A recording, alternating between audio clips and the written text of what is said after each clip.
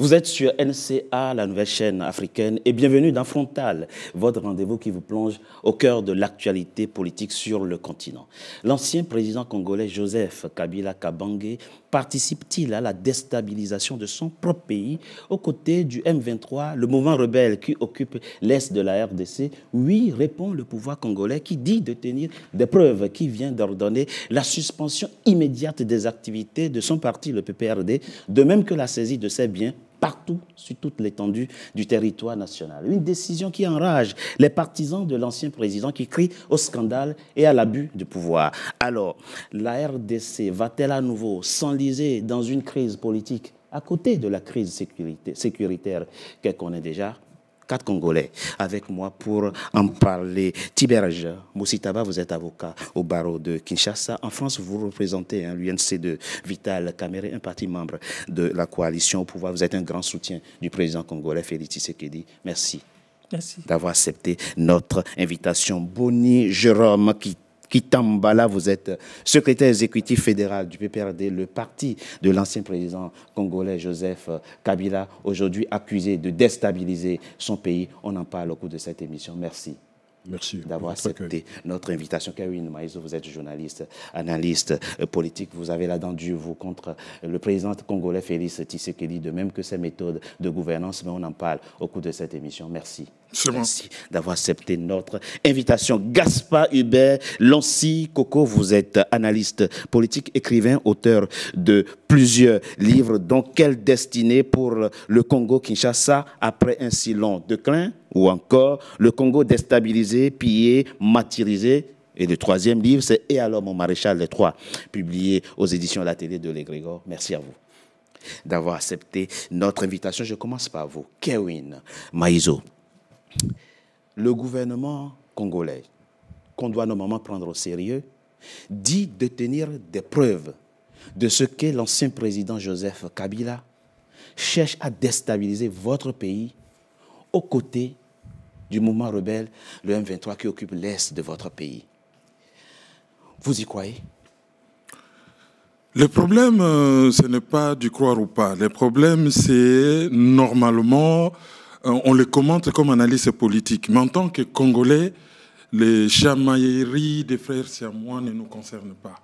Qui sont ceux qui sont des frères siamois? Les Congolais n'oublieront jamais qu'on peut reprocher à Kabila toutes sortes de crimes. Mais le plus grand crime qu'il ait commis au peuple congolais, c'est d'avoir volé sa volonté, de mettre au pouvoir quelqu'un qui n'a pas été élu. Martin Fayulu a été élu, lui il a placé Félix Tshisekedi.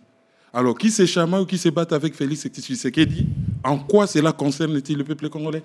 C'est lui qui l'a mis au pouvoir. Vous pensez que c'est un problème personnel? Ah non, même pas personnel. Il a mis Tshisekedi au pouvoir, Tshisekedi est en train de faire semblant de se retourner contre lui, qu'ils aillent résoudre leurs problèmes entre eux. À quoi cela concerne-t-il le peuple congolais? Le peuple congolais a besoin de rupture.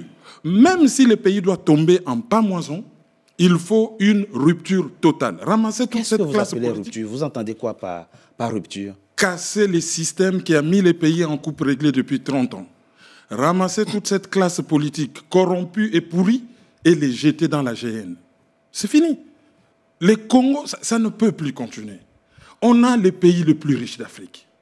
On a un peuple affamé. J'entends encore les propos du Papa Kinshasa. Ce pays est devenu étranger à ses propres enfants. Nous sommes dans un pays où les gens ne mangent pas à leur faim. Les gens n'ont pas des hôpitaux. Nous avons une capitale de 17 millions d'habitants qui s'entassent dans la crasse, la saleté, la pourriture, pas de routes, le banditisme, la pollution sonore, environnementale. Avec un petit quartier aussi riche que Hollywood, je sais pas moi, Beverly Hills à Los Angeles, donc la République de la Gombe. Et les restes, lisez les derniers Paris Match, j'ai cru que j'ai rêvé. Alors, on va nous demander de continuer avec qui a fait quoi, qui est entré à Goma, qui est sorti par-ci, qui a fait quoi. Le peuple congolais est allé participer à une routine électoraliste inutile et M. Kabila a décidé, à la place de la volonté du peuple congolais, de mettre M. Félix Tshisekedi. Alors, vous l'avez dans la gorge. Hein. Ça fait des années, mais vous ne l'oubliez pas. Ah ben, une infraction, reste une infraction, ce n'est pas encore prescrit. Hein, quand on procède, parce que lui, il a procédé à une fraude électorale et Tshisekedi est un receleur de fraude électorale.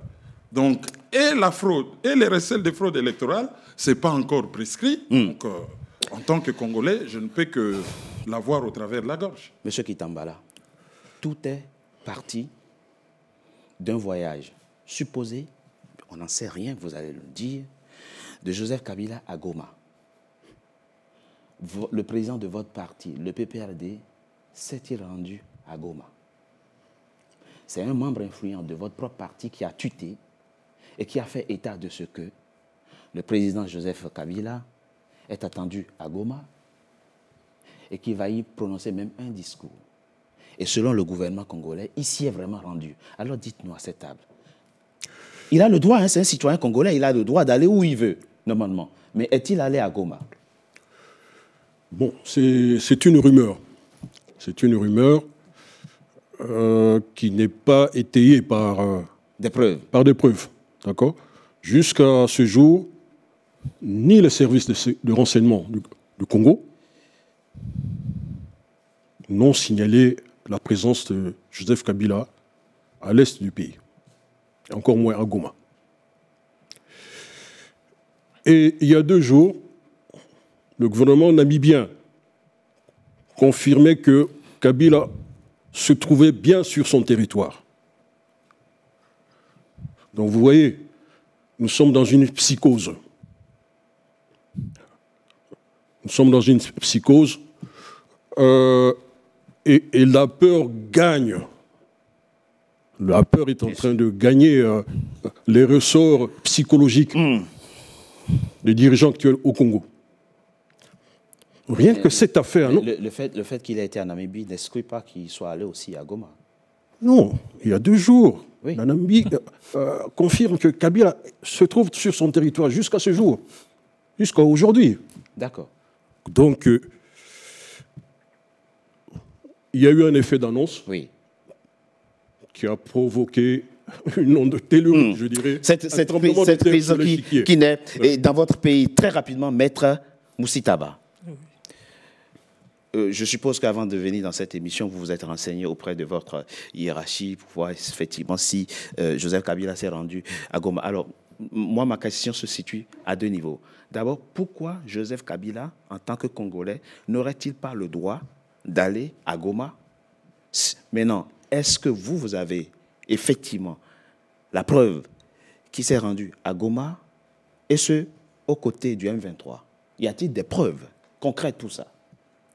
Alors, le problème, c'est que il faut savoir, quand on dit preuve, la preuve qu'on veut, c'est la preuve matérielle par une photo, une vidéo.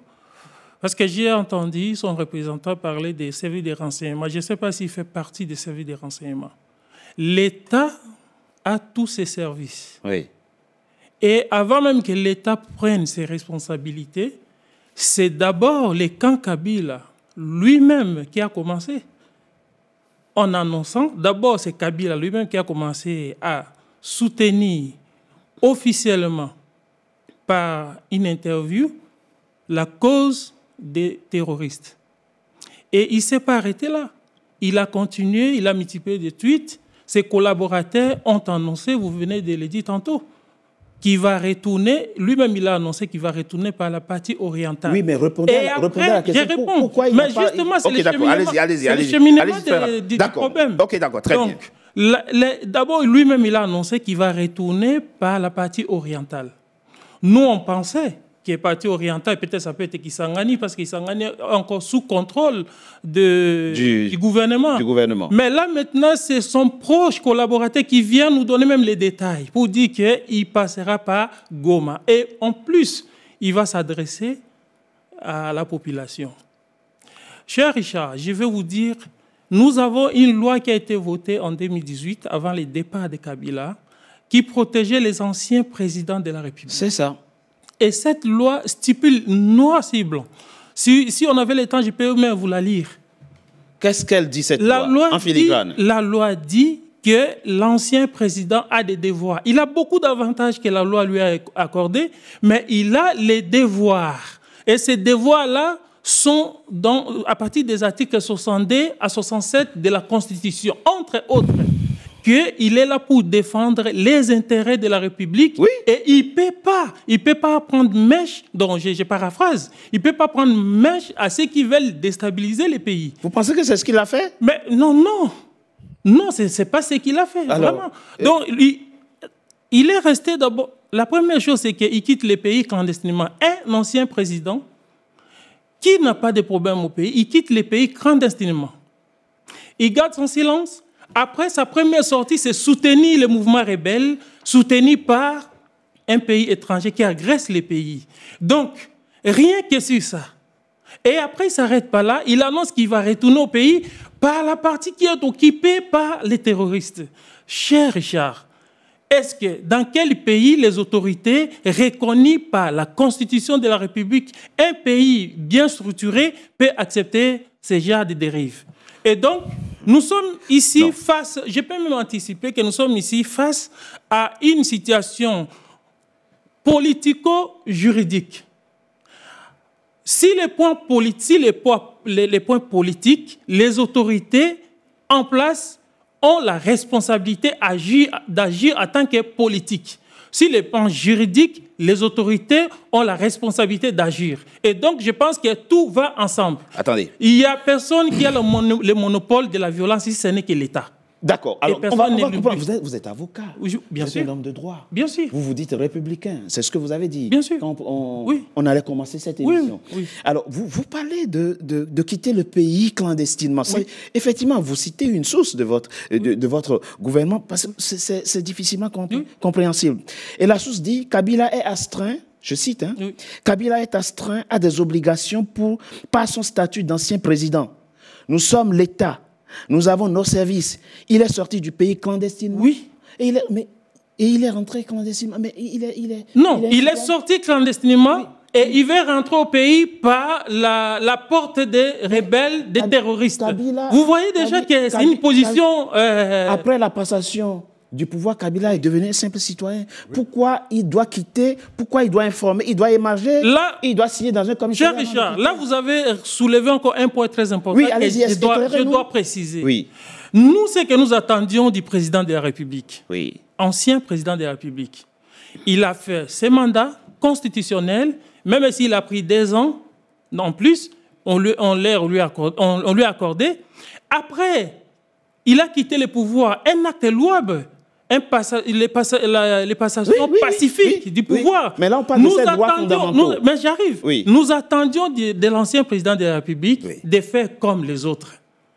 Nous attendions de l'ancien président de la République sillonner les pays, tenir des conférences dans des universités du pays, donner des conseils au nouveau président, aux nouveaux dirigeants. Il reste l'icône, il reste le patrimoine de la République. Tout a commencé quand il n'a pas accepté. À un moment donné, c'est comme s'il n'était pas prêt à passer le pouvoir.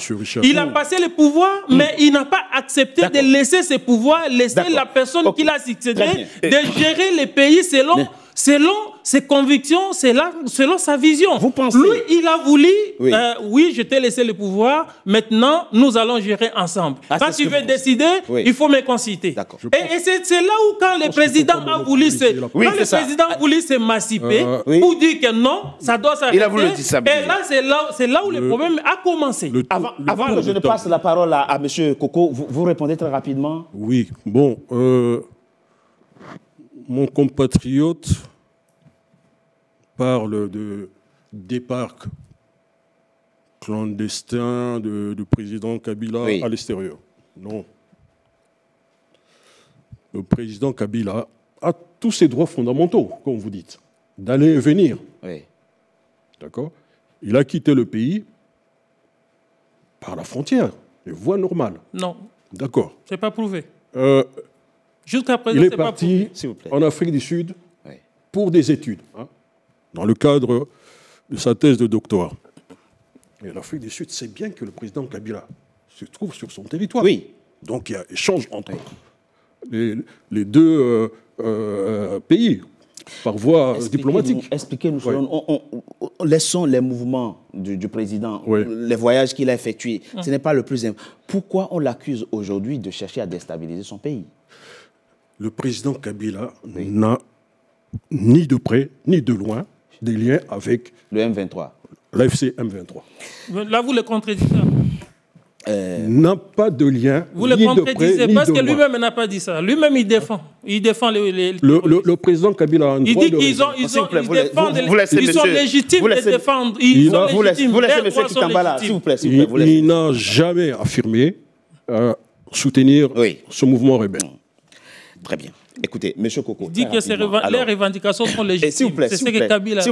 On laisse les autres L'article 64, s'il vous plaît, on laisse les autres parler, s'il vous plaît. Et Koko, tout ça vous inspire quoi? Cet antagonisme entre les deux amis d'hier qui sont devenus aujourd'hui visiblement ennemis. Et c'est d'autant plus étonnant que le président Félix Tshisekedi, en prenant le pouvoir, dit « Moi, je n'irai pas fouiner mon nez dans la gestion de mon prédécesseur ». Il a dit ça. Oui.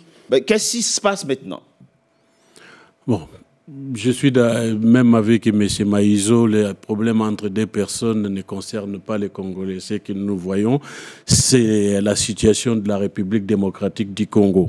Moi, je pars du principe que quand on a été président de la République pendant 18 ans, qu'on se tue pendant très longtemps et que le pays est occupé par des Congolais, des non-Congolais, vous commencez par tenir des discours du genre que l'AFC et le M23 défendent des droits légitimes par rapport au pays. Et deuxièmement, vous annoncez que vous allez rentrer par la partie occupée qui est déconnectée du pays. Et troisièmement, vous prétendez être un médiateur alors que vous êtes ancien président de la République. Vous ne regardez même pas, vous n'allez même pas voir le président en place pour voir comment vous pouvez jouer votre rôle de médiation, mais vous préférez aller voir M. Kagame, M. Museveni, Nanga et les autres pour pouvoir insuffler la médiation. Là, je ne sais pas qui a conseillé M. Kabila, mais je pense qu'il va dans le sens de ceux qui disent que l'AFC, c'est lui.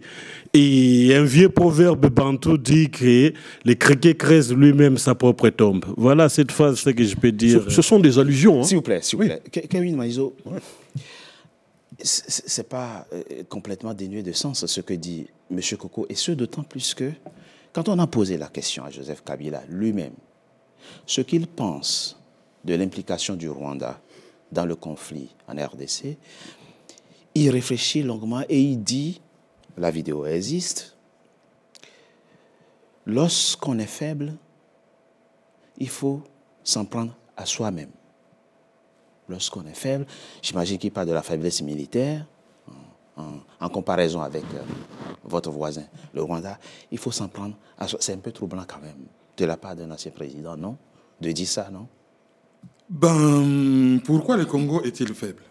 C'est parce que pendant les 18 ans où il a été au pouvoir, il a détruit l'armée congolaise. Il a accepté des brassages. Chaque fois, c'était on nous agresse, on vous amène à négocier l'épée sur les reins, vous signez tout et n'importe quoi, et vous bourrez des Rwandais dans l'armée. Son prédécesseur, son successeur, qu'est-ce qu'il a fait? Qu'est-ce qu'il a fait? Il a continué à travailler avec des gardes du corps que Kabila lui a laissés.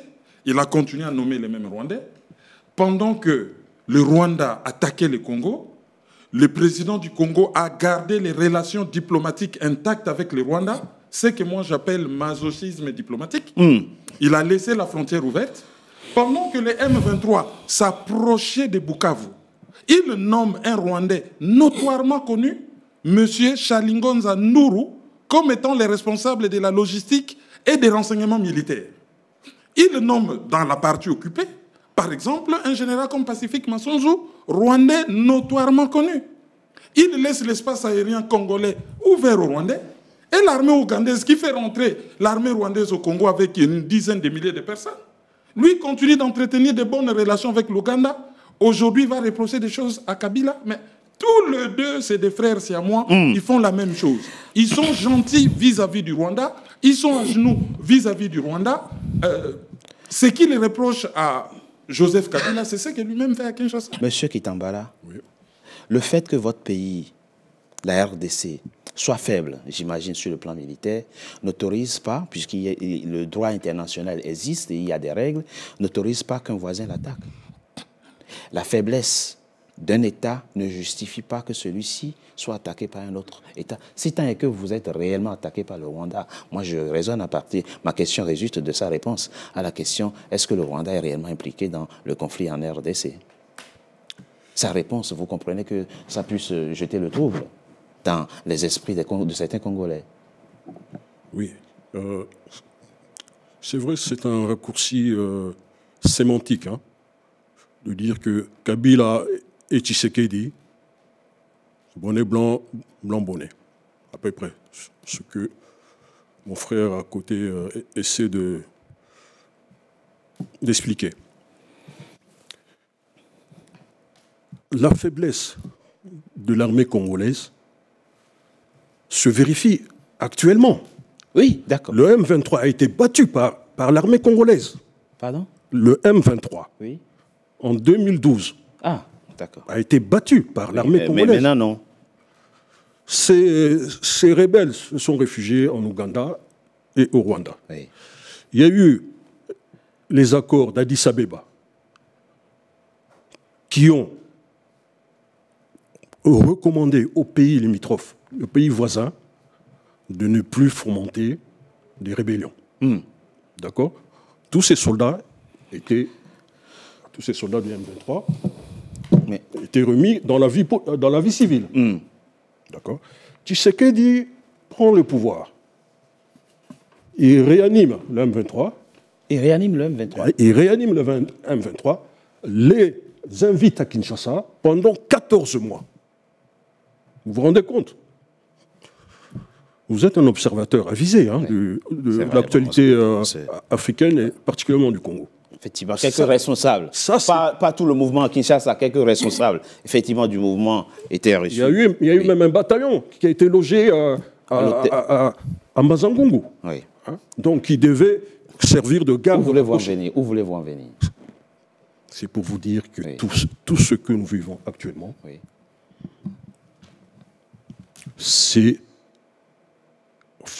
ça vient des alliances toxiques que Tshisekedi a nouées avec le Rwanda.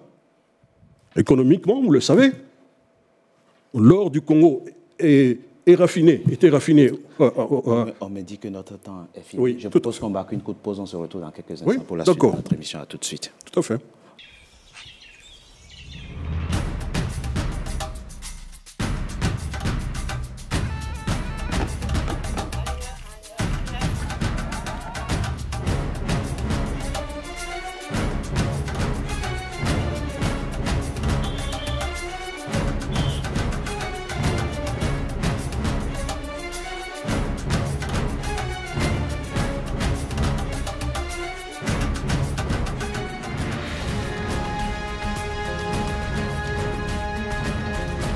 NCA, la nouvelle chaîne africaine. Deuxième partie de Frontal, votre rendez-vous politique, dont le numéro de ce jour est consacré à la RDC, la République démocratique du Congo, Maître Moussitaba. Alors, une question de droit. Comment se fait-il que, avec la maturité politique qu'on connaît à votre pays, le Congo, ce ne soit pas un communiqué qu'un ministère de l'Intérieur ordonne la suspension des activités politiques d'un parti politique? Pourquoi ce n'est pas une décision de justice? Qu'est-ce qui peut justifier qu'on prenne on annonce une telle information pas communiquée, alors que normalement, ça devrait être une décision de justice? Il faut relever que les partis politiques au Congo dépendent du ministère de l'Intérieur. Oui. D'abord, administrativement. Bien sûr. Okay? Et la situation qui se passe, c'est pas que les partis, l'ancien parti PPRD, était en conflit avec qui que ce soit. Oui, c'est ça. Devait les départager par la justice congolaise. Oui. C'est que l'autorité qui régule les partis politiques au Congo a trouvé les faits avérés. Qu'a fait? Mais les faits là, qu'il y a des collaborateurs, les membres de ces partis... Il faut saisir la justice pour ça. Non, je dis qu'administrativement, les partis politiques au Congo dépendent du ministère de l'État. Ça, on a compris. C'est lui qui régule. Bien sûr. Et donc, quand il y a déjà un parti qui veut compromettre la sécurité de l'État, la première des choses relève de l'autorité qui régule. C'est l'autorité, même un parti politique avant qu'il soit créé, qui lui donne l'agrément. C'est le ministère de l'Intérieur. Oui, on a compris. On dit que la théorie... Vous posez la question de une mesure privative de liberté. La théorie de l'acte contraire dit ceci, que l'autorité qui régule, c'est l'autorité donc l'autorité qui instaure ou qui décide, c'est le même qui relève. Voilà.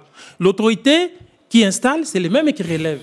C'est ça la théorie de l'acte contraire. Peut-être que donc, si... le ministère de l'Intérieur, c'est lui qui donne les agréments des partis politiques, c'est lui qui régule. Oui, s'il y a une infraction, il faut caractériser l'infraction et par voie judiciaire, prendre les sanctions qu'il faut. Ici, nous sommes en matière politique. D'accord.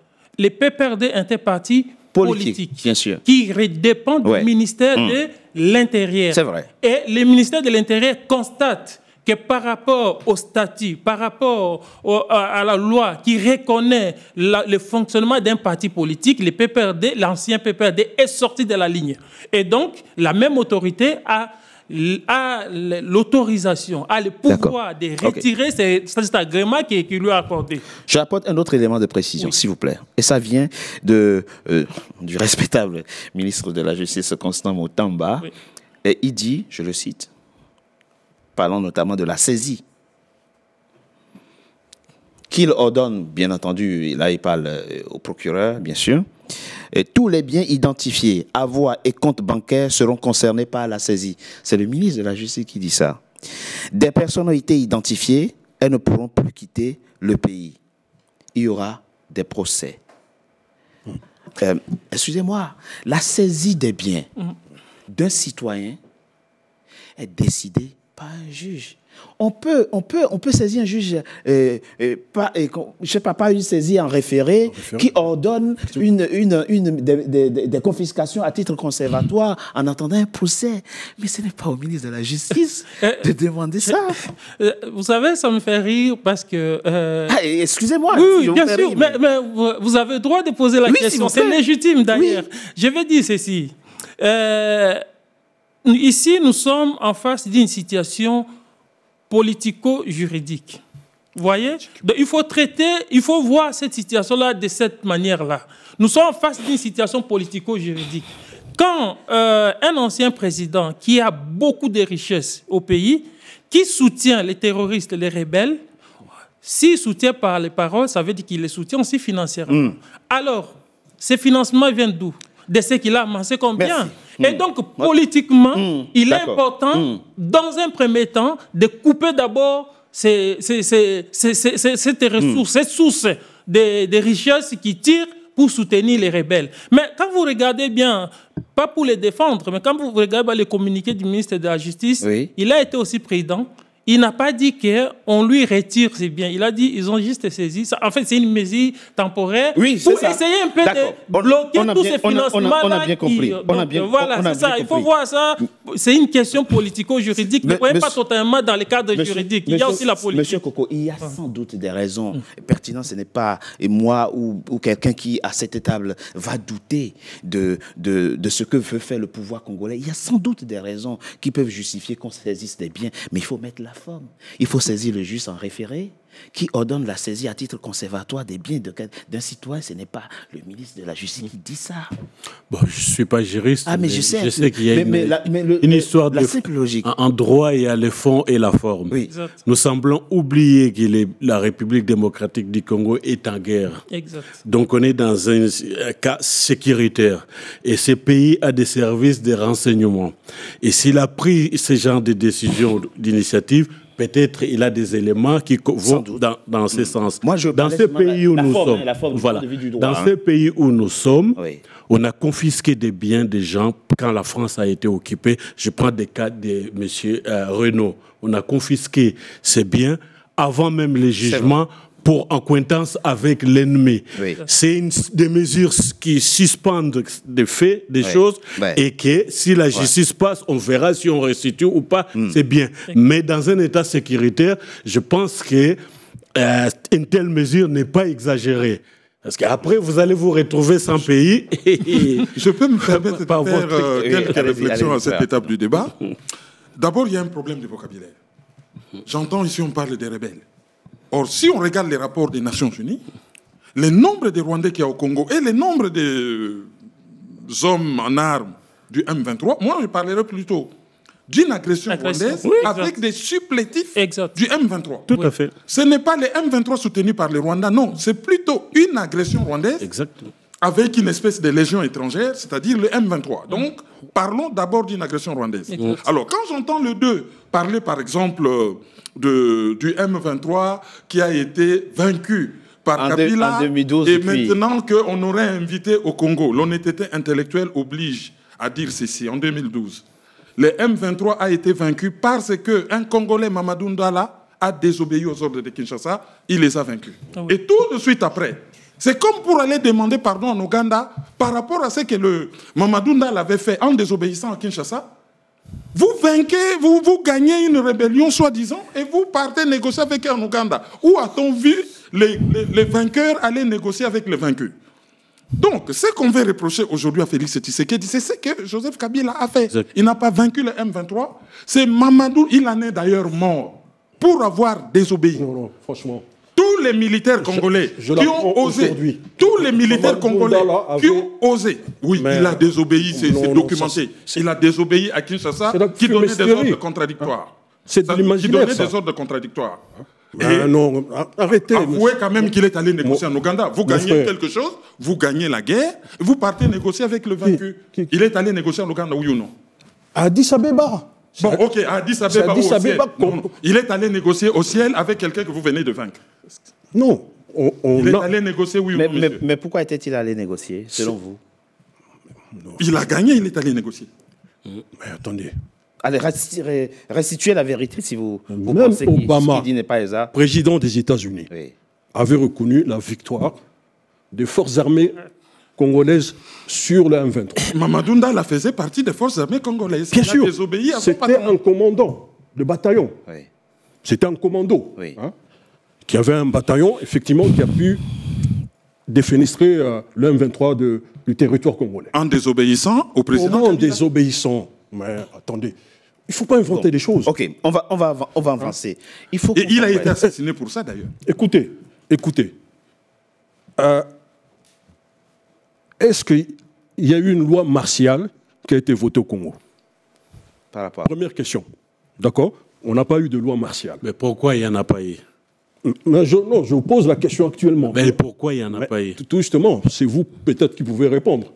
Est-ce qu'il y a eu fermeture des ambassades ou rupture de relations entre le Rwanda et pourquoi n'a-t-on pas fait ça? Et la RDC. Mais Tshisekedi n'a pas fait ça. Pourquoi fallait-il fermer l'ambassade? Kabila aussi ne l'a pas fait. S'il vous plaît, monsieur. C'était précisément. Pourquoi fallait-il fermer? En 2012, parce que si vous ne laissez pas des canaux politiques ouverts, on n'avait pas de comment vous relations négociez après? diplomatiques. Pardon? En 2012, quand on a vaincu l'M23, on n'avait plus de relations avec le Rwanda. Oui. D'accord? C'est pas vrai. Ni avec l'Ouganda. Oui. C'est pas vrai. C'est une contre-vérité. Quel est le lien entre l'ouverture de Monsieur Richard Togbé, que la Cour internationale de justice avait condamné l'Ouganda à payer environ 2 milliards, peut-être je peux me tromper, mais en tout cas c'était dans les milliards. C'était prévu autour de 20 milliards et que Tshisekedi a négocié, on a eu 365 millions de dollars qui sont détournés. Ils ont touché cet argent. C'est pour ça que je vous dis, il y a eu des alliances toxiques. Organisé. Mamadou Ndala a vaincu le M23, Kabila est allé négocier avec eux à l'étranger pour leur demander pardon d'avoir été vaincu. Essayons de comprendre ce qui se passe réellement, comment tout ça est né et comment on va s'en sortir. Exactement. On va en parler dans la c'est là que je voulais intervenir. C'est très important. Aujourd'hui, pendant qu'on est en train de faire cette émission, Bukavu est occupé, Goma est occupé par, vous dites, on ne faut pas les appeler des rebelles, mais eux-mêmes, ils ont dit c'est un mouvement le M23, bon, un mouvement armé. Voilà, ce sont des résistants comme en France, ici, avec De Gaulle à Londres, effectivement. Attention, faisons attention aux mots. Non, ils sont Nous pas sommes en guerre. Non, nous sommes en guerre. Racontez n'importe quoi. Ce pas des résistants. Les combattants des agresseurs. Sont des résistants? Non, vous savez... C'est des agresseurs. Faisons attention aux mots. AFC a bâti sa logique sur l'article 64 de la Constitution. Oui, qui dit quoi? Qui dit que tout Congolais peut se révolter contre l'oppression, la dictature. Ah, c'est inscrit. C'est dans ce cadre que vous situez le mouvement M23. Effectivement. Donc ce sont des Congolais qui se rebellent. Des Congolais. L'insurrection n'est pas interdite par la loi chez vous? Justement, la Constitution le permet.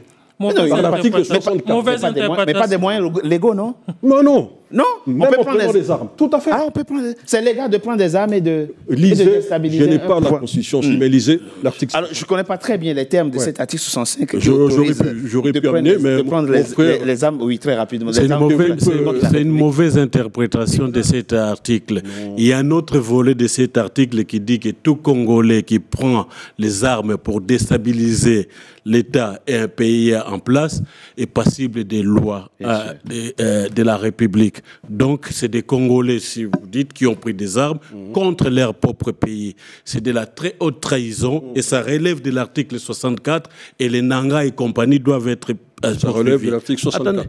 Oui. C'est une autre article. Article 64, alinéa A. Tout Congolais a le devoir de s'élever contre une ou plusieurs personnes qui prennent le pays et le dirigent en contradiction de cette constitution. Alinéa B. Lorsque le pays fonctionne normalement, tout Congolais qui s'insurge contre les institutions légitimes est passible. Fonctionne normalement. Non, mais c'est moi qui ai la parole. On ne vous a pas coupé la parole. C'est le deuxième. Maïso vient de le préciser. C'est le deuxième alinéa. Vous ne l'avez pas cité. Mais allons encore plus loin. Pourquoi on en est là? Pourquoi qui a affaibli l'armée congolaise? Quand on nous a parlé des démobilisations, des désarmements, démobilisation, réinsertion, le fameux processus DDR, c'est là qu'on a infiltré l'armée congolaise, on a injecté des militaires, des soldats, des ressortissants rwandais à la tête des FARDC, ce qui fait que chaque fois que l'armée congolaise attaquait, il y a eu des injonctions, on s'est replié, c'est le fait, on laissait même les armes. C'est ce que Mamadou Ndala a refusé, c'est ainsi qu'il a M. Kabila qui a affaibli l'armée congolaise, qui a ouvert le couloir économique pour que les Rwandais puissent se servir. Et leur raison, c'est que nous intervenons au Congo parce qu'il y a des FDLR. Ils ont pris Goma. Oui, c'est ça. J'ai reçu récemment un Rwandais. Combien de FDLR ils ont arrêté? On nous a montré un groupe de gens, dont un ancien président, gardien de la prison de Kigali, comme FDLR. Non, on sait très bien que le problème au Congo est foncier et économique. Le Rwanda se sert et sous le couvert du M23, envoie son armée combattre au Congo. Et ce qui se passe là, dans la résolution 2773 des Nations Unies dit clairement, votée à l'unanimité, condamne clairement la présence de l'armée rwandaise au Congo. C'est vrai. Et dit que le Rwanda doit retirer ses troupes du Congo. C'est vrai. Et puis le Congo doit arrêter de soutenir les FDLR. Or, le Rwanda est dans le Kivu. Ils n'ont arrêté aucun FDLR. Moi, je suis tranquille là-dessus. Vous voulez qu'on neutralise les FDLR? D'accord. Mais vous n'êtes plus là-bas, vous ne savez pas ce qui s'y passe. L'armée est partie. Oui, mais le prétexte, c'est qu'il y a les FDLR, c'est pourquoi les Rwandais s'introduisent là-dedans. Bon, d'accord. Mettons une force d'interposition interafricaine sous l'observation de l'armée zaïroise pour pouvoir traquer ces FDLR et les renvoyer au Rwanda. Ce qui génériquement vous oppose, si j'ai bien compris, c'est que vous et le président du PPRD, donc l'ancien président Joseph Kabila, vous considérez que le M23 a des revendications qui sont tout à fait légitimes, qui font entendre et écouter. C'est ce que vous dites. Pendant que vous considérez, vous êtes allé jusqu'à parler de terrorisme, pendant que vous considérez que c'est un mouvement de déstabilisation de la République. Quelles sont les revendications? On va disséquer ce que chacun dit. Oui. Quelles sont, selon vous, les revendications du M23 que vous jugez légitimes? Concrètement, concrètement. Quelques exemples. Tout simplement. Oui. Les accords de Sun City, oui. que vous connaissez? Oui, bien sûr. Dites-nous.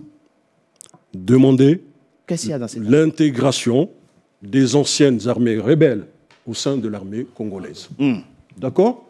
Donc, ce n'est pas Kabila qui a inventé ça, qui a inventé cette situation.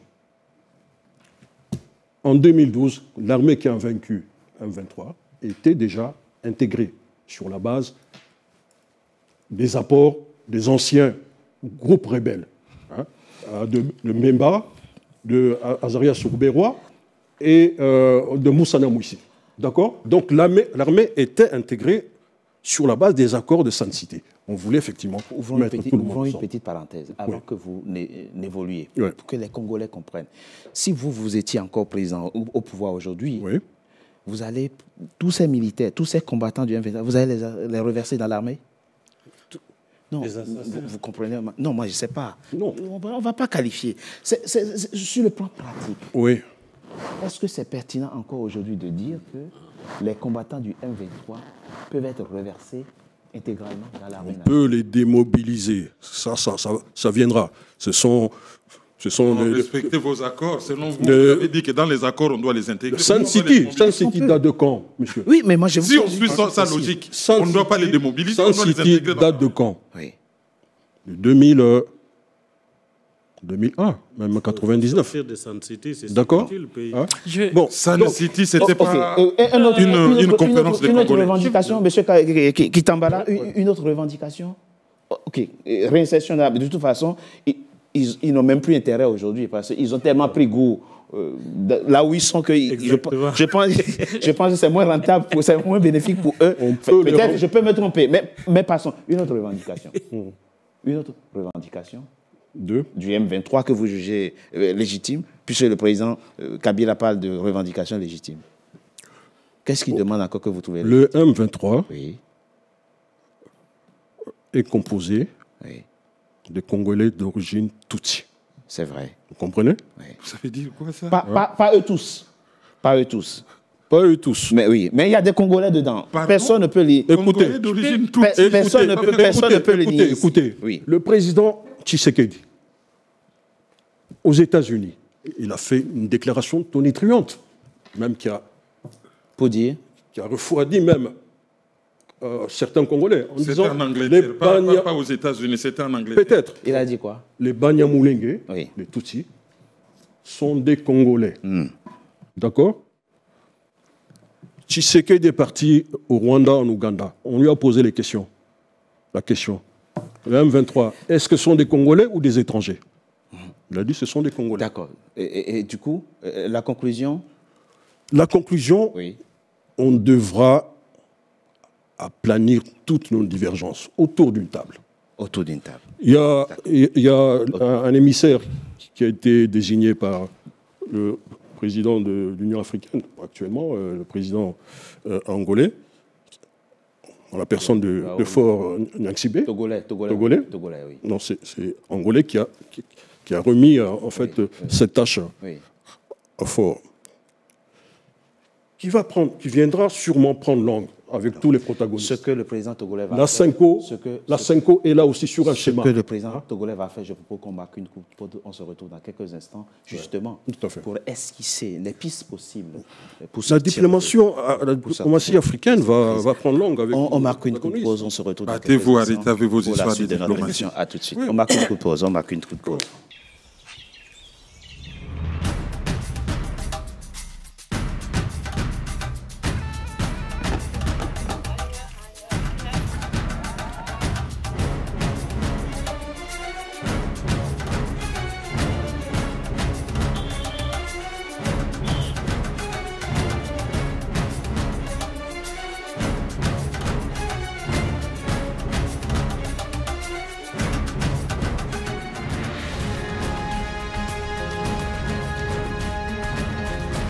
NCA, la nouvelle chaîne africaine.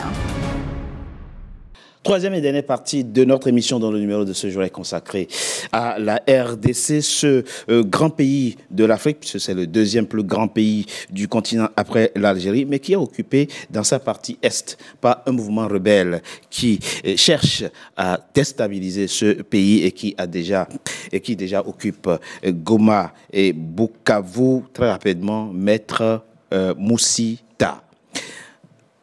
Une question simple. On parlera tout à l'heure de la médiation du président togolais. Le président Kabila, je l'ai dit au début de cette émission, dit quand on est faible, il faut s'en prendre à soi-même. Les rapports de force militaire, aujourd'hui ne sont pas au profit, ne sont pas à l'avantage du pouvoir congolais. C'est très clair. Et on ne voit pas l'horizon de mesures véritables pour doter aujourd'hui. Il essaye, le président Tshisekedi, essaye de doter son pays d'une armée. Mais une armée forte, ça prend du temps. Entre-temps, vous faites quoi? Bon, écoutez, M. Richard, j'ai l'habitude de ne pas interrompre les co-débatteurs, mais j'ai entendu beaucoup de choses qui me font froid au dos. Allez-y rapidement. Et puis, il faut savoir que les pays... Kabila, qui est mon compatriote défend là, il a fait 18 ans au pays. Il n'a recruté un soldat congolais durant les 18 ans. Bon, oublions le passé. Les systèmes... Non, je dois d'abord... Excusez-moi. Parlons de demain maintenant. Oui. Demain. Maintenant et demain. En fait, j'en arrive. C'est la suite de la question, la suite de la réponse. En fait, maintenant, le président Tshisekedi arrive, il commence à recruter les militaires, vous l'avez même dit, qu'il est pour former une armée républicaine. Ah, mais il faut du temps. Ça doit prendre du temps. Bien sûr. Mais maintenant, qu'est-ce que Kabila veut nous faire, en fait? Les systèmes qu'il a fait. 18 ans, il ne recrute pas des militaires congolais. Les Rwandais attaquent, ils prennent une partie, on négocie, on prend les militaires rwandais, on injecte dans l'armée congolaise. Maintenant qu'il y a un président qui arrive, ça va faire maintenant 7 ans, il refuse ces systèmes-là. Parce qu'à l'époque de Kabila, il passait pas 3 ans. Vous faites quoi maintenant? Maintenant, ce que nous faisons... Oui, vous allez faire quoi maintenant? Non, c'est déjà en cours. On recrute. On est en train de former. Mais dans l'entretemps, qu'est-ce que l'adversaire ou l'agresseur fait? Il avance. Il avance. Non, c'est pas là que je vais toucher. Le problème, c'est quoi? Ils ont constaté que tout ce qu'ils ont injecté dans l'armée congolaise, il y a d'abord d'autres qui vieillissent. Il y a d'autres dont on commence à dénicher et ils veulent maintenant rajeunir. Tout ce qui a injecté dans l'armée congolaise. L'armée rwandaise. Donc il y a les infiltrés dans l'armée congolaise. Donc, vous venez de dire que pendant 18 ans, Kabila n'a recruté aucun soldat. Oui. Non, mais vous êtes en contradiction. Justement, ce n'est pas une contradiction, vous ne m'avez pas suivi. Je dis qu'il n'a pas recruté, mais il prenait ce qui venait du Rwanda, brassage, mixage, et on les mettait dans l'armée congolaise. C'est et c'est ce qui constituait l'armée congolaise. Maintenant, les présidents actuels refusent, ils disent non, plus de mixage, plus de brassage, et c'est là où les bas blessent. Pourquoi? Parce qu'ils veulent que ces systèmes-là reviennent. Vous voyez les M23 là, dominés par les Rwandais, ça veut dire que si les présidents congolais acceptent aujourd'hui que nous allons négocier, nous allons encore faire les brassages ou les mixages, ça veut dire que un caporal à l'armée rwandaise qui est à l'M23, on va les prendre, il sera général au Congo, et l'infiltration continue. Donc nous disons ceci, le président dit ceci, le président dit que nous n'allons pas négocier dans l'idée de brasser, négocier dans l'idée de mixer. Ceux qui sont congolais et qui croient qu'ils sont congolais, ils vont aller au cantonnement, ils vont suivre d'autres formations. Et alors, dans l'entretemps, dans l'entretemps, ceux qui se considèrent congolais doivent se placer du côté de la République. D'accord. Alors, pour l'instant, votre question, qu'est-ce que nous faisons? Ben oui, puisque vous ne le dites pas. Oui, ce que nous faisons, c'est que le pays est en guerre. Oui. Vous avez vu, le président a déployé tous les moyens nécessaires. La diplomatie, il est là. Il essaie de trouver une solution. Oui, mais bon. L'armée, vous-même, vous l'avez reconnu que l'armée, on l'a trouvé infiltrée. C'est vrai qu'ils ont pris... Qu'est-ce qu'on fait maintenant, mon cher ami? Pardon? Qu'est-ce qu'on fait? C'est la question. Vous allez faire quoi maintenant? C'est ce que j'ai répondu. Mais ça fait 5 minutes que vous parlez. Mais qu'est-ce qu'on fait? C'est quoi? C'est qu'on est en train de se battre. Et ils ont pris Goma, ils ont pris Bukavu. Oui. Mais à un moment donné, ils n'arrivent pas à avancer parce qu'il y a l'armée qui fait l'effort de se défendre. Donc, on est en train de renforcer les capacités militaires. Ça prendra le temps que ça peut prendre. On a trouvé une armée faible, on a trouvé une armée infiltrée. On est en train de petit à petit nettoyer. Donc il ne faut pas prendre les mots de 18 ans. C'est entendu, maître Mouzitaba. Monsieur Koko, s'il vous plaît. Ça, vous le savez. Ça, c'est vrai. Ils n'ont pas de logistique, ils n'ont pas de ration alimentaire. Ils n'ont pas de munitions. Ils ne sont pas bien payés. Les agresseurs ont dit qu'ils ont trouvé 80 tonnes de matériel à Goma. S'il vous plaît, monsieur. Ils ont récupéré 80 tonnes de matériel. Ça veut dire que l'armée... Maître Mouzitaba, vous n'avez plus la parole. Nous essayons d'éclairer la lanterne des Congolais. Il faut les chasser tout le monde. Il n'y a pas de spectacle. C'est ça le spectacle. C'est M. Koko qui a la parole. Maître Mouzitaba. D'accord. Très bien. S'il vous plaît, Kevin. On ne soutient pas les terroristes. Mais ne parlez pas tous en même temps. S'il vous plaît, maître, vous n'avez plus la parole. S'il vous plaît, M. Koko. Soyons sérieux. Oui, il faut. Qu'est-ce qu'il faut faire? Oui, s'il vous plaît. Il y a une résolution 2773. Il faut l'appliquer. Retrait immédiat des troupes rwandaises de la RDC. Mais sinon, à quoi ça sert que les conseils de sécurité prennent des résolutions et qu'ils les laissent... Mais vous n'êtes pas en position de force pour exiger ça. Il y a une institution internationale avec laquelle les deux pays, le Rwanda et le Congo, c'est qui? Quelle institution? Attendez, le Conseil de sécurité des Nations Unies qui dit qu'il faut retirer les troupes. Mais ça fait des années qu'ils disent ça. Vous voyez, le Rwanda ne fait rien. On n'applique pas ça, c'est que les Nations Unies elles-mêmes sont complices de ça. Vous prenez des résolutions et on les bafoue et vous ne réagissez pas. Deuxièmement... Donc vous comptez sur l'ONU? Non, attendez, mais on parle, on ne va pas réagir comme ça sans... D'accord. Il n'y a pas de baguette magique non, en matière de sécurité, M. Richard. Deuxièmement, on parle de... j'ai entendu tout à l'heure, vous avez évoqué à juste titre les accords cadres d'Addis Abeba pour la paix et la sécurité au Congo. Et l'article 5 de ces accords cadres dit, il parle de ne pas s'ingérer dans des affaires intérieures des États et aussi de ne pas apporter une aide à des forces armées pour pouvoir déstabiliser un État. Or, le Rwanda et l'Ouganda sont signataires de ces États et le Rwanda et l'Ouganda appuient des forces armées contre la République démocratique du Congo. Donc vous allez faire quoi? Il doit aussi y avoir des sanctions contre le Rwanda et l'Ouganda. Je vous rappelle que M. Jean-Pierre Bemba a été envoyé à la CPI. Oui, vice-président. Pas parce que lui-même a combattu au Centrafrique, mais ces militaires ont été invités par le pouvoir en place des Patassé pour l'aider. Et à cause de ça, on l'a envoyé à la CPI. À la haie. Or, c'est l'armée rwandaise qui est au Congo aujourd'hui. Et le chef des armées rwandaises, c'est M. Kagame. Vous me direz que M. Kagame n'a pas signé l'accord de Rome. Le statut de Rome. De Rome, pardon, instituant la CPI. Mais la RDC les a signés. Dès lors que la RDC porte plainte ou s'active, ces accords doivent être appliqués au Rwanda. Il faut les appliquer. Il y a génocide au Congo. Et qui sont à l'origine de ça? C'est des agresseurs. C'est des gens qui sont venus et il y a agression. Merci. Donc il faut appliquer ça. Votre frère est en train d'oublier quelque chose d'énorme, d'important. La politique de mutualisation des forces ougandaises et congolaises a été décidée par qui? Par M. Félix Tshisekedi. Il faut mettre un terme à ça. Et le président ougandais. L'armée ougandaise se trouve au Congo pour traquer, soi-disant, les rebelles ougandais.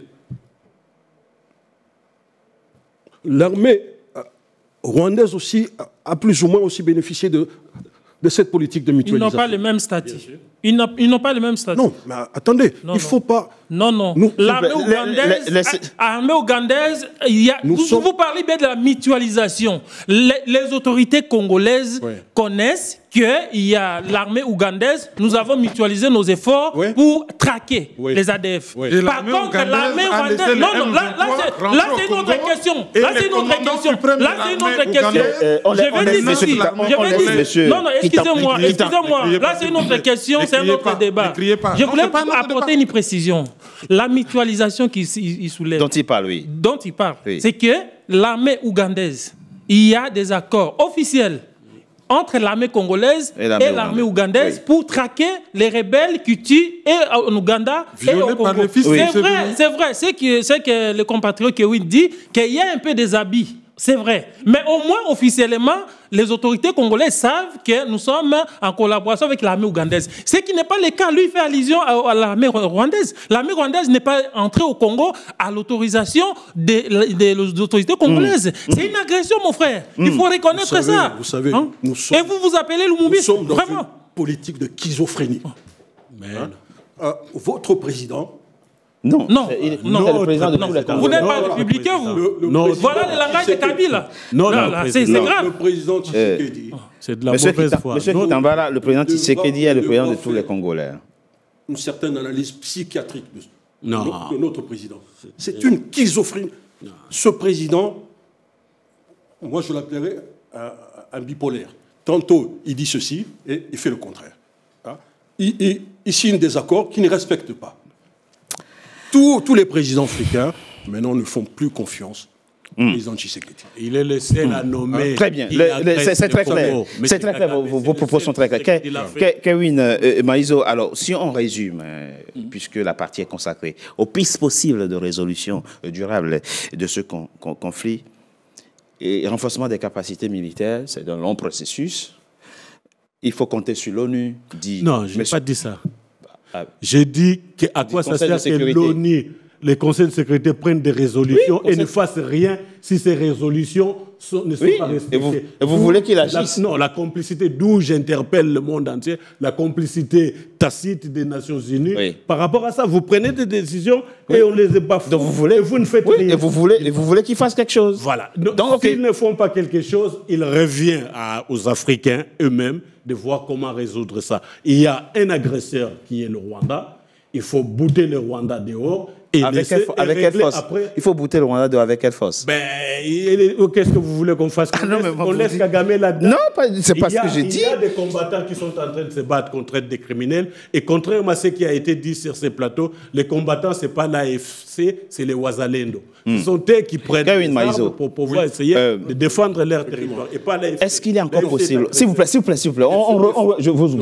Vous aurez la parole tout à l'heure. Monsieur Kitambala, s'il vous plaît. Monsieur Kitambala, vous aurez la parole tout à l'heure. Kevin Maïzo, est-ce qu'il y a encore une quelconque possibilité pour la RDC de nouer une alliance militaire avec une puissance étrangère, vous voyez à qui je pense par exemple, pour apporter un début de solution? Je ne sais pas ce que ça va donner, mais c'est juste une question. Est-ce que c'est encore possible? Si oui, pourquoi ne pas explorer cette piste? Je vais réfléchir déjà globalement. C'est une bonne piste, hein, cette piste-là. Oui. Sauf que ceux qui sont à Kinshasa n'ont pas intérêt que ça s'efface. Ah bon? Ils sont impliqués jusqu'au cou dans des commerces mafieux avec le Rwanda qui n'ont pas intérêt. Ils bénéficient tous de la guerre. C'est l'économie des guerres. Non, mais ils ont signé. Non, vous êtes dans la caricature. Ils ont des mines et les carnets d'adresse, c'est les Rwandais. L'exécutif congolais actuel? Oui, corrompus jusqu'au cou. Ils ont des mines. Ils vendent des mines, ils ont besoin du carnet d'adresse des Kagame pour sortir tous ces minéraux. Il ne faut pas compter sur eux. Pour moi, c'est comme si on me demandait entre la peste et le choléra, vous choisissez quoi? Je vous dirais, ni la peste, ni le choléra, je vais être en bonne santé. Et être en bonne santé pour moi, si j'étais naïf, j'allais dire, bon, écoutez, M. Tshisekedi démissionné, remettez le pouvoir à Fayoulou, qui, tout de suite, il prend le pouvoir, il arrête tout le monde, et il remet de l'ordre dans le pays. Mais ça, c'est être naïf. Alors, Tshisekedi, ce n'est pas l'homme de la situation. Mais qu'est-ce qu'il faut? Il faut un troisième larron congolais qui va nous balayer tous ces gens-là et les envoyer dans la jungle. Actuellement, vous êtes légaliste, je l'ai fait. Actuellement, nous avons un président élu démocratiquement. Qu'est-ce que vous proposez face aux agresseurs? C'est la question des journalistes. Je propose que le président qui n'a pas été élu soit chassé tout de suite. Donc vous soutenez les agresseurs qui viennent chasser les présidents? Lui et Kabila qui soient chassés. Non, là, ce n'est pas une position face à l'agression. S'il vous plaît. Face à l'agression, s'il vous plaît. Tous les deux. Et l'agresseur, et c'est lui le complice de l'agresseur. On commence par chasser l'agresseur, et puis après, les droits de l'agresseur, on va... Maître Moussita, s'il vous plaît, vous n'avez pas la parole. Kevin Maïzo, je ne m'attendais pas à cette réponse. Ce n'est pas la réponse que j'attends. Un président responsable qui voit vraiment le Russe, qu'il puisse opposer, parce que la guerre au Congo, c'est les États-Unis. Et on en a assez de la politique américaine au Congo. Il faut soit aller... Les Américains soutiennent le Rwanda, vous dites-vous?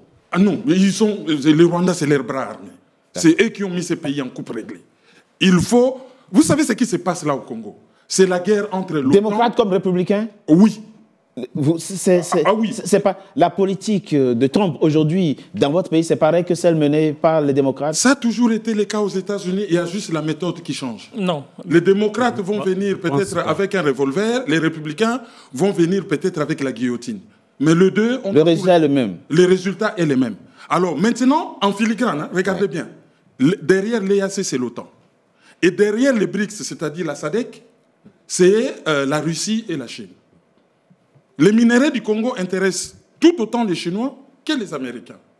Il faut qu'on ait un dirigeant capable de jouer fin entre ces deux blocs d'intérêt. Et jouer fin entre ces deux blocs d'intérêt, c'est quoi? La bonne idée, c'est essayer d'être honnête vis-à-vis des pays de la SADC. Parce que derrière la SADC, il y a la Chine et la Russie. Mais il y a certaines grandes puissances émergentes. On peut penser par exemple au Brésil et à d'autres pays pour nous aider. Est-ce que la solution, et ça c'est à vous que je pose maintenant la question, on a bien compris ce que dit Kawin Maïso, mais tranchons cette question. La question du M23 aujourd'hui, est-ce qu'elle nécessite une réponse politique ou une réponse militaire? Ça nécessite une réponse politique. Militairement, il faut oublier, c'est mort. Kabila est dans cette logique. D'accord. D'accord.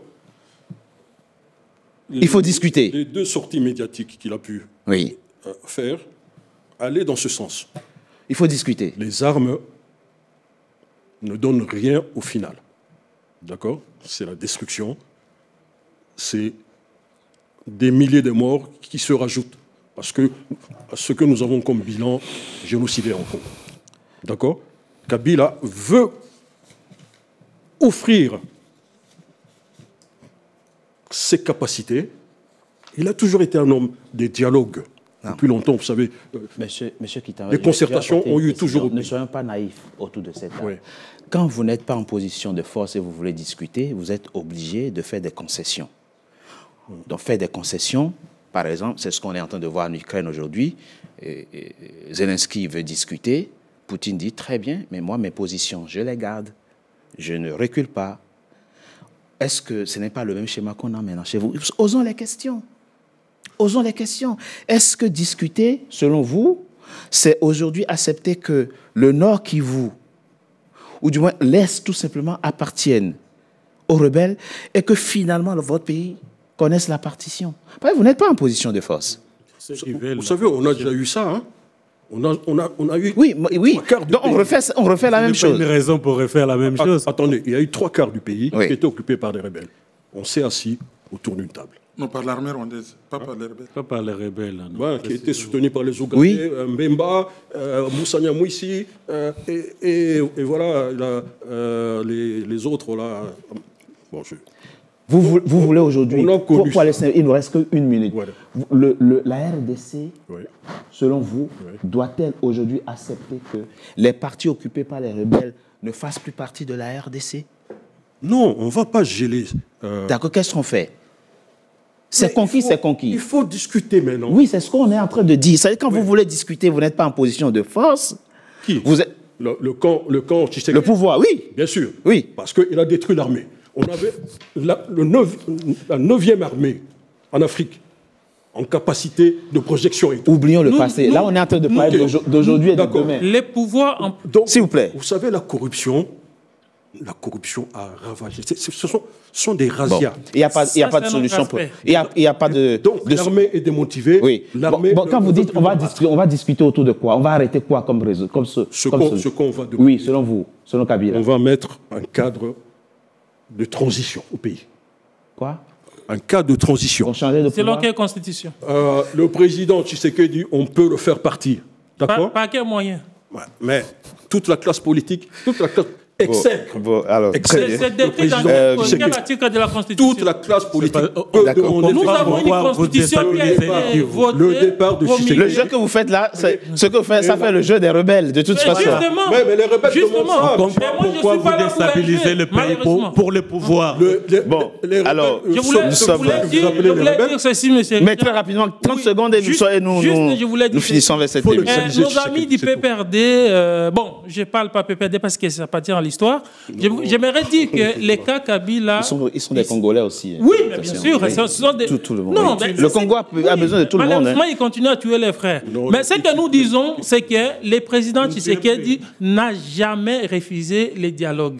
Mais seulement qu'ils veulent un dialogue selon leur entendement. D'accord. Vous voyez? Donc, le président Tshisekedi a dit que je vais dialoguer, mais je vais dialoguer avec les vrais. Les vrais. Et les vrais, c'est qui? Les vrais, mais c'est les Rwandais, c'est Kabila actuellement. Donc, très bien. si Kabila avait discuté avec M. Tshisekedi, qui se prononce clairement que moi je suis derrière les M23, je vais discuter avec Tshisekedi et Kagame viendra, on va discuter. Pas mettre les pantins devant et puis... Très bien. Tibej Moussi Taba, vous êtes avocat au barreau de Kinshasa. En France, vous représentez l'UNC de Vital Kamerhe, un parti membre de la coalition. Merci d'avoir participé à cet échange. Boni Jérôme Kitambala, secrétaire exécutif fédéral du PPRD, le parti de l'ancien président Joseph Kabila. Espérons que la crise là, qui commence là, n'aille pas loin et que effectivement vous arriviez à trouver un terrain d'entente, que Kabila et le président Félix Tshisekedi arrivent à trouver un terrain d'entente. Il y a quelqu'un qui doit être en train de boire son petit lait en ce moment, c'est Martin Fayulu, parce qu'il regarde tout ça, de loin, mais il doit être sans doute malheureux pour ce qui arrive, ce qui est en train d'arriver. C'est un grand républicain. Merci, Kevin. Un républicain, voilà. Tous dans la GN, en tout cas. Merci. Merci à vous, Gaspard, Hubert. Et Loncy, Coco, vous êtes analyste, écrivain, on l'a vu. Merci, vous êtes aussi, vous, pour la solution politique. Et merci. De toute façon, la diplomatie n'exclut pas la guerre. Les jours où le Congo gagnera cette guerre, je pense qu'il ne pourra plus être titillé par n'importe quel pays. C'est la fin, mesdames et messieurs, de cette émission que nous vous remercions d'avoir été nombreux à suivre. Restez fidèles à nos programmes. À très bientôt. Je suis pour un nouveau numéro. Tout à fait d'accord avec mon frère. Merci à vous.